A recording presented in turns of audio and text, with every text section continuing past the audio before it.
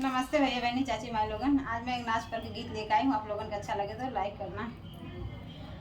3 साल हो गए पिया गए विदेशवा, 3 साल हो गए पिया गए विदेशवा, नाही भेज राजा कोनो चिट्ठी संदेशवा, नाही भेज राजा कोनो चिट्ठी संदेशवा, नाही की है पिया कभू फोन मिस कलवा, नाही की है पिया कभू फोन मिस कलवा, नाही की है राजा कभू वीडियो कॉलिंग बतिया, नाही की है राजा कभू वीडियो कॉलिंग बतिया, चलायो तर जाऊ जहाजिया से उड़ी के, चलायो तर जाऊ जहाजिया से उड़ी के, नाही मरी जाबई गड़हियै में बुड़ी के, नाही मरी जाबई गड़हियै में बुड़ी के।